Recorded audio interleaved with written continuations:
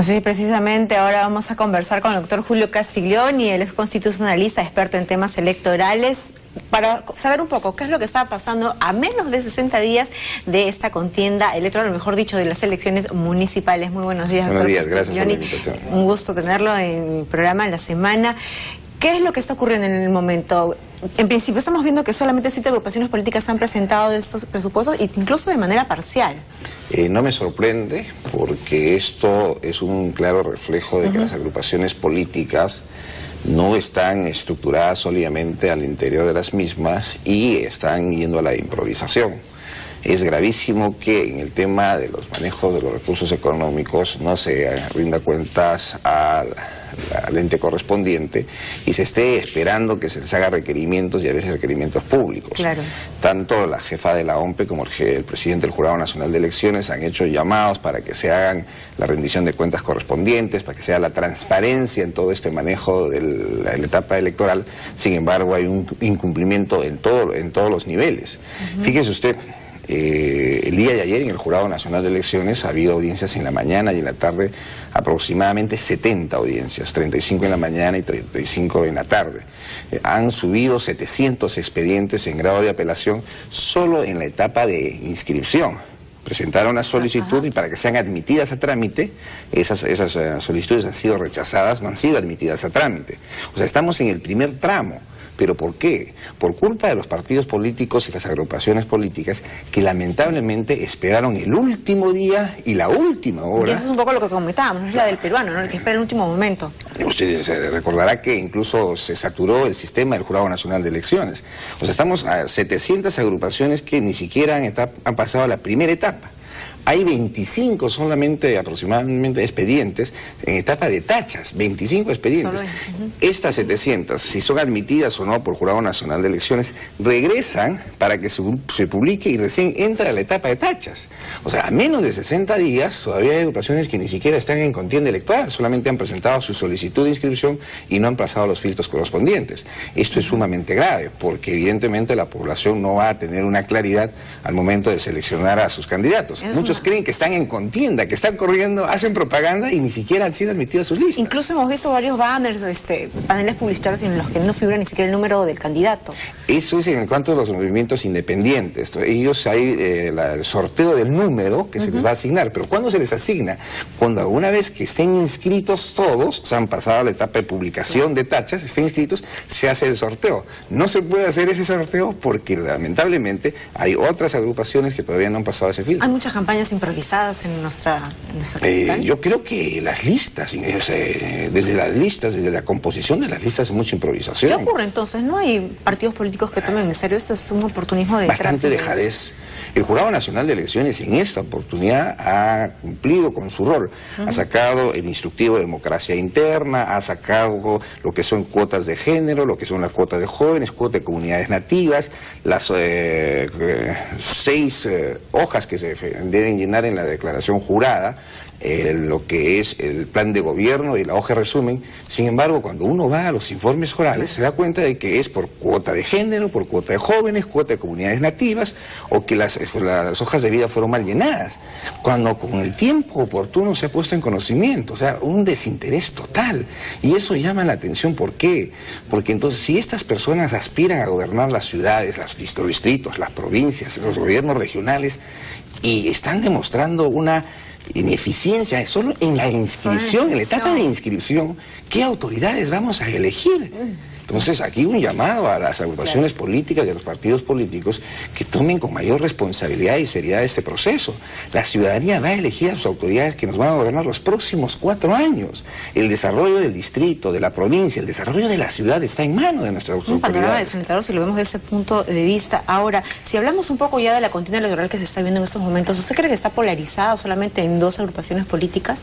En lo que se refiere al IVA, sí, en este momento hay 2 agrupaciones que están polarizadas. Pero fíjese, hace 2 días se ha hecho público que la lista de la doctora Lourdes Flores Nano se ha inscrito La lista de Cambio Radical, el día jueves se ha visto una tacha que se ha presentado contra él por el ciudadano Guillermo Olivera ante el Jurado Nacional de Elecciones. Esta lista todavía no pasa a esta etapa. Entonces, ¿qué significa eso? ¿Que tal vez no pueda participar? No, eso dependerá del Jurado Nacional de Elecciones, evidentemente, ¿no? Entonces, pero a 60 días, ¿es normal que ocurra estas cosas?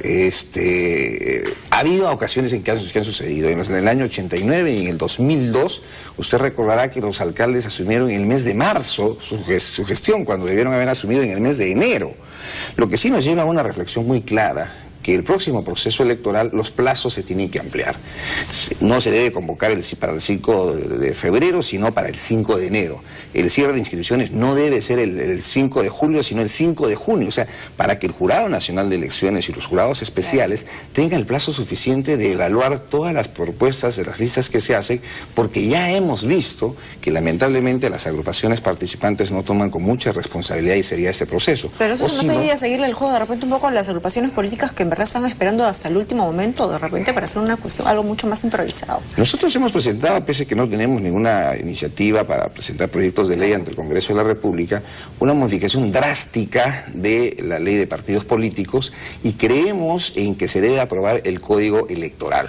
Un código electoral donde esté contemplada la ley de elecciones generales, la ley de elecciones regionales, la ley de elecciones municipales y la ley de elecciones de los centros poblados. ¿Que no existe una normativa así? O sea, en la actualidad? tenemos muy dispersas las normas, todas están por su lado. En consecuencia, no hay un corpus legis, no hay una norma que integre a todos estos dispositivos legales y fortalezca la institucionalidad del Jurado Nacional de Elecciones, que hay que ser honestos. En esta oportunidad está cumpliendo un rol muy importante. O sea, nadie le puede achacar al Jurado Nacional de Elecciones que no dictó los dispositivos en forma oportuna. Es la irresponsabilidad, lamentablemente, digo este término, es la irresponsabilidad de las agrupaciones políticas y los partidos políticos que no han tomado las medidas del caso, ni siquiera en muchas situaciones que se han presentado ha habido democracia interna, no han habido elecciones, y eso es lo que se está cuestionando. Las falta de actas, que las actas están mal llenadas, las actas de elecciones internas, que el Tribunal Electoral no estuvo bien compuesto, que hay una acta o dos actas en un mismo proceso electoral en la elección interna.